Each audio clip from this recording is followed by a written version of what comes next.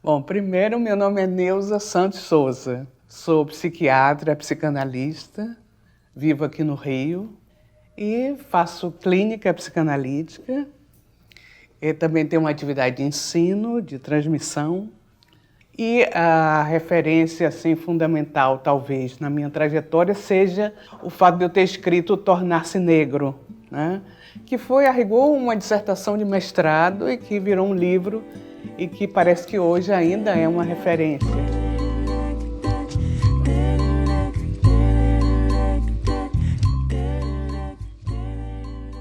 A obra da Neuza é muito importante em todos os debates que a gente vai ter sobre a saúde mental da população negra, né?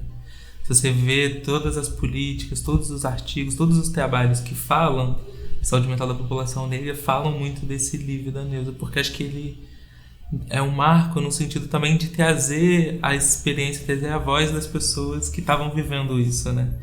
Então ela acaba fazendo algumas entrevistas com uma série de pessoas que ascenderam socialmente, que são negras, né? Quando eu compro o livro, eu coloco uma autodedicatória da série Descobertas e Autorreconhecimento. E era uma época que eu tinha muitos pesadelos de ascensão social. Então, esse livro da Neuza foi um livro visceral, sabe? Foi um livro assim, foi a primeira oportunidade que eu tive de me ver, sabe? E me perdoar pelo que eu não entendia. Que a Neuza estava falando que assim, me dizendo que nós somos múltiplos. Não é uma única forma de viver a negritude. E isso, para mim, foi maravilhoso. O primeiro um senso de quase uma indignação, né? Assim, de como que eu não encontrei com esse livro antes, né? Cursando psicologia, querendo pensar a questão racial na psicologia. E também um impacto muito grande porque é um livro muito intenso, né? Assim, uma obra que tem mais de 35 anos que ela foi lançada e até hoje é muito atual. Era tão forte o que ela mostrava ali que muitas pessoas paravam, né, a leitura. Ela foi no âmato da questão, né, do ponto de vista de como é que você se depara com uma realidade que foi construída e que você não se deu conta disso. A descoberta de ser negra é mais que a constatação do óbvio. Saber-se negra é viver a experiência de ter sido massacrada em sua identidade, confundida em suas perspectivas, submetida a exigências, compelida a expectativas alienadas. Mas é também e, sobretudo, a experiência de comprometer-se a resgatar sua história e recriar-se em suas potencialidades. Fanon. Fanon era um mito, né? A gente lia Fanon espanhol, mas o espanhol estava muito velho. Tinha que ler Fanon em francês, imagina. Nem hoje eu leio francês. E a gente lia, eu lia nada, né? Mas já achava que lia, que sabia tudo de Fanon. Quando chega a Neuza Santos Souza com aquela... o jeito dela explicar, e aí é difícil, só quem viu. Então, era o pensamento dela, que todos pegamos, começava a ler rápido, mas ao mesmo tempo era a performance. Era a pessoa. A Neuza Santos Souza potencializou encontros e visões e outras dinâmicas de pensamento que a gente precisava de uma justificativa. Você precisava convencer seu irmão, seu primo, seus vizinhos, onde você morasse, no subúrbio, na Baixada. Você precisava convencer que tinha racismo, para depois dizer que tinha que lutar contra o racismo. Quando ela resolveu escrever o Tornar-se Negro, ela procurou olhar do ponto de vista do conflito intrapsíquico, né? Foi o que eu chamei a atenção. São duas pontas, né, da questão do racismo que me parecem absolutamente brutais e atrozes. O primeiro é a introjeção do Pradão branco como sendo aquilo que é desejável para o sujeito preto ou negro. Em segundo lugar, para que ele possa se realizar, o Pradão do ideal da brancura, seria necessário ele negar absolutamente o corpo, a corporeidade física da pessoa, né? De maneira que você obrigar a pessoa, fazendo com que ela introjete o ideal fetichista de brancura, a se expor como negro pela corporeidade, isso é de uma violência absurda. é inaceitável, porque a consequência psicológica é devastadora. Às vezes, essa rejeição, levada ao nível do desespero, violenta o corpo físico. Me achava muito feia. Me identificava com uma menina negra diferente. Não tinha nenhuma menina como eu. Todas as meninas tinham cabelo liso, nariz fino. Minha mãe mandava eu botar um pregador de roupa no nariz para ficar menos chato. Eu tenho 2 exemplares dela. Um dedicado ao MNU e outro dedicado a Mariuma, que era minha companheira. No espaço do movimento negro, da ocasião, que eu me lembro, teve muita boa repercussão, porque foi uma coisa que as pessoas se impactaram um pouco com aquilo. Mas fora desse espaço, eu não tenho conhecimento de ter acontecido isso naquele momento. Desaparece completamente o pensamento de Deus. Era preciso trazer e falar e gritar isso em vários contextos. Nos anos 80, nos anos 90. Era preciso mesmo invadir, falar em Fanon e falar no Brasil nós temos uma intelectual que deu Fanon, que fez, que aconteceu. Porque havia o silêncio. E aí o descrédito. E agora uma coisa pode-se dizer, não é só ela. Há um contexto social, histórico, político, cultural que promove a invisibilização e se aproveita dessa invisibilização para perpetuar leituras, análises, escolas acadêmicas, práticas de clínica que são muito mais convenientes para pessoas brancas, para pessoas que não querem problematizar o racismo. No Brasil, nascer com a pele preta ou outros caracteres do tipo negroide e compartilhar de uma mesma história de desenraizamento, escravidão e discriminação racial não organiza por si só uma identidade negra. Ser negro não é uma condição dada a priori. Ser negro é tornar-se negro. Por que Neuza Santos, depois dessa contribuição tão bacana, não apareceu mais? Eu acho que é porque eu me detive, depois disso, no estudo de uma questão também muito marginal, que é a questão dos loucos. Então, eu mergulhei fundo na questão da psicose, inclusive escrevi um livro também, e me detive nisso. Quer dizer, a questão racial está aí, está presente, na minha vida ela é cotidiana, então eu estou confrontada com essa questão, mas eu me recusei, e hoje é realmente uma exceção, em falar nessa questão, porque eu não estou na militância cotidiana, aquela militância organizada. Como eu não estou na militância cotidiana, seria a exposição da minha imagem, não é? Em nome talvez de uma vaidade, em nome de um passado, enfim. Ela combatia, vamos dizer, os questionamentos políticos que eu levantava com elementos que eu não tinha, né, suficientemente capacidade para poder desmontá-la. E ela foi ficando nessa posição mais confortável para ela, para não aceitar os meus convites para participar do movimento, entendeu? Não é para não participar, ela participou, mas ela não queria ter função. Ela nunca se propôs a ter uma função dentro do movimento negro, entendeu? E com aquela capacidade, com aquela inteligência, para mim aquilo, sabe, eu não conseguia aceitar muito aquilo. Então a gente ficava nesse jogo de cena, entendeu? Para tentar... Mas não tinha jeito. Ela, nesse ponto, era uma pessoa extremamente objetiva, muito perspicaz, entendeu? E, bom, digamos assim, sabia o que queria, né? E o que não queria. Pois é, por que eu escolhi a psicanálise? É difícil a gente dizer aquilo que é a causa do nosso desejo, né? Mas o que eu posso lhe dizer é que quando eu entrei na universidade, eu já queria fazer psiquiatria.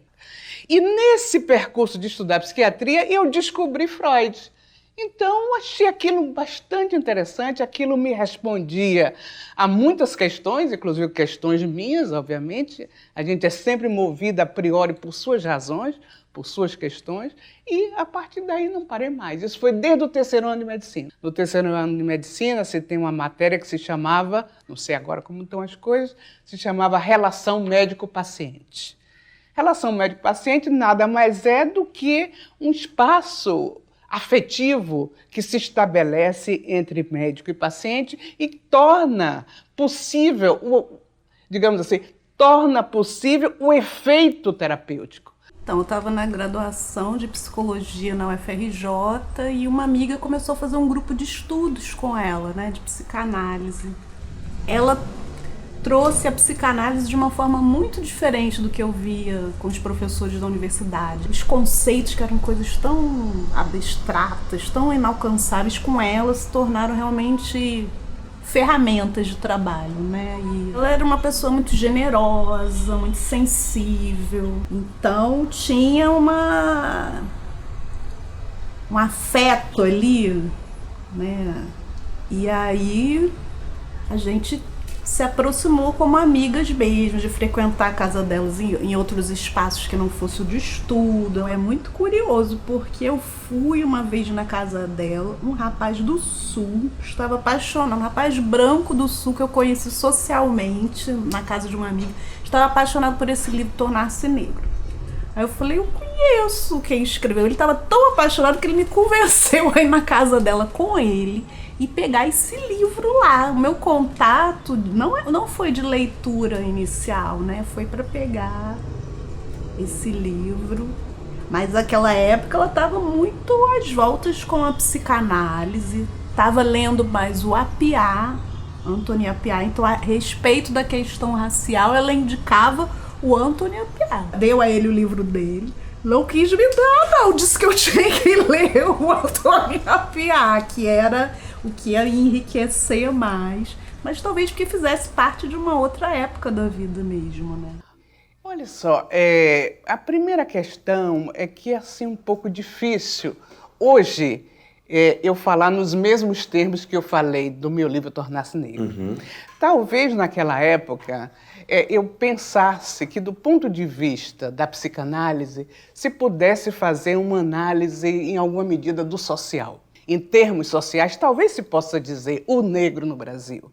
Mas do ponto de vista analítico, isso fica difícil. Do ponto de vista da psicanálise, que é a minha prática, que é meu mergulho, que é meu cotidiano, é difícil falar isso. Aliás, é mesmo impossível falar isso. Porque a questão analítica, a questão da psicanálise é de como cada sujeito em particular, no caso, cada negro em particular, vai elaborar suas próprias questões. Então não tem uma resposta geral. Essa questão, né, entre uma individualidade e uma coletividade, a psicologia se debate muito com isso, né? São dois riscos que a gente corre principalmente, né? Um que é de afirmar o indivíduo enquanto separado de toda uma coletividade e fomentar um processo de individualização que não se conecta com a política, com o social, com nada, né? E um outro risco, quando a gente vai falar de processos coletivos, né, é da gente totalizar, e é isso que você falou, né, de falar que é a mesma coisa para mim, ascender, ser negro, me construir identitariamente, né, enquanto negro, que é para você, que é para qualquer um. Mas acho que o próprio livro dela, ela vai mostrando como cada pessoa ali também vai construindo uma saída, né? Tem estratégias diferentes a partir do seu contexto, a partir de uma série de problemáticas, né? Uma das coisas que eu acho que tem valor, digamos assim, do que eu escrevi, que continua assinando embaixo, é o fato de que esse livro foi escrito a partir de histórias de vidas de negros. Quer dizer, as pessoas, sobretudo, falaram. Eu falei a partir do que elas falaram. Então, isso é interessante. Digamos assim, naquela época se falava em dar a voz. Hoje não cabe mais isso. Hoje, cada um de nós toma a voz, levanta a voz.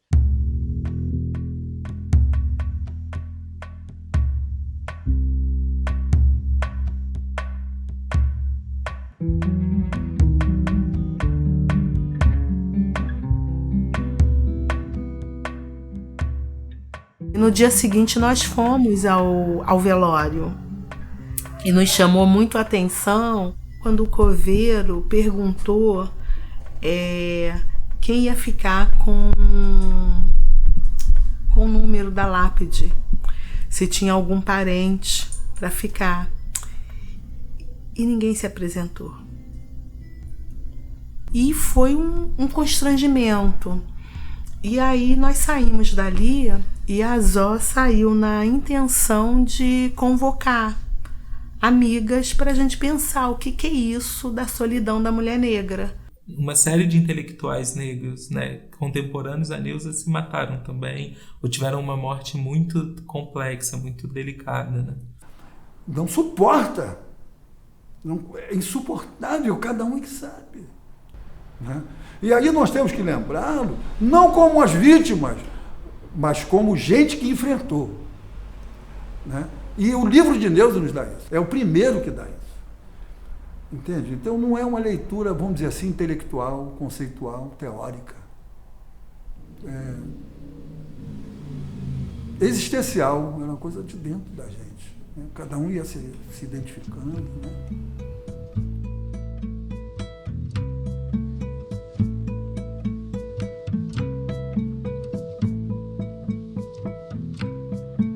E como é que a gente vai construindo repertórios para que essas mortes em vida ou essas invisibilidades, elas cessem, né? Essa dor tem que cessar. Eu acho que o caminho é trazer a cena das mais variadas formas, denúncia, né? Produção artística, tratamento mais tradicional, tem que aparecer ali, né? Não é indiferente uma pessoa estar submetida ao sistema discriminatório racista e outra não está, né, produz diferentes marcas na vida da pessoa, mas também tem o que ela faz com isso. Eu, de minha parte, se eu pudesse ter alguma ação sobre aquele momento que ela estava aí, eu acho que seria muito importante que essas coisas estivessem ali presentes. Eu posso te dizer isso, né? Esses elementos que ferramentas conceituais de diversos campos que estão circulando mais, e também de organização dos grupos para lidar com a questão do racismo de maneira mais explícita.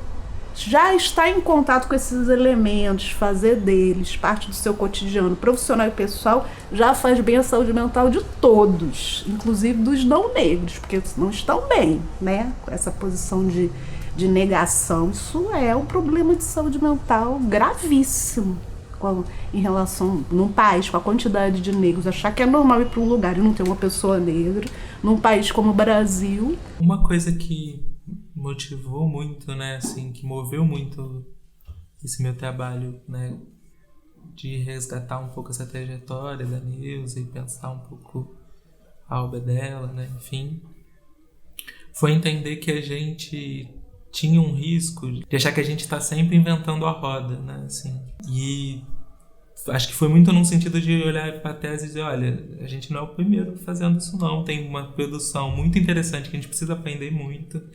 A gente precisa olhar de onde a gente veio para saber para onde a gente vai, né? Uma das formas de exercer autonomia é possuir um discurso sobre si mesmo. Discurso que se faz muito mais significativo quanto mais fundamentado no conhecimento concreto da realidade. Eu acho que esse trecho da Neuza, ele é muito forte por conta disso, né? Eu preciso me ver. E me ver também com o poder que eu tenho. E que possa fazer com que as nossas crianças negras se vejam, sabe? Como crianças negras e não, sabe? Não tenham questões como do cabelo, gente. A questão do cabelo já era uma questão que tinha que estar superada. E não está. Sabe? Hoje a gente fala de colorismo, isso aí também já devia estar superado e não está. Por quê? Qual é o investimento que a gente não está fazendo, sabe? Nesse nós por nós. Revisitar Neuza também é a gente descobrir que caminhos que a gente deixou para trás, sabe? Que pedras que os nossos deixaram, sabe, para marcar possibilidades de não cair nas armadilhas que a gente não ignorou, né? E eu ouso dizer que assim, a gente ignorou, por quê? Porque a gente foi para a questão de ver quem estava no alto e não olhou para quem estava do nosso lado.